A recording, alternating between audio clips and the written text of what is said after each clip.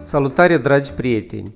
Astăzi am revenit cu un nou tutorial și o să încerc să vă arăt o melodie foarte frumoasă. Este vorba de hora lui Vase Ignat. Iar acum, ca de obicei, mai întâi de toate o să vă cânt hora odată în tempo normal, apoi o să vă arăt fiecare mână aparte în tempo rar.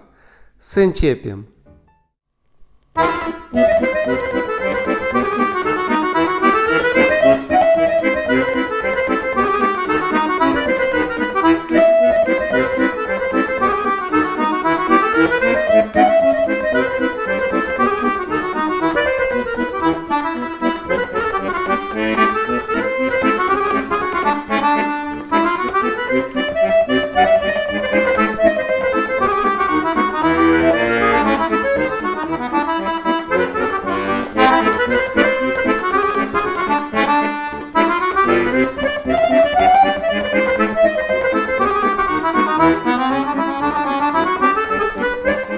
Să începem cu ritornela.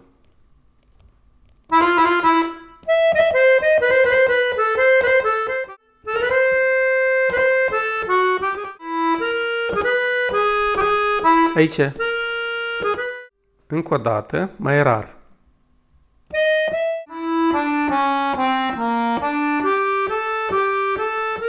Iar acum să trecem și la partea stângă.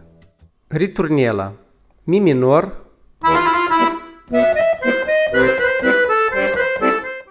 la, si, do, do diez, re major,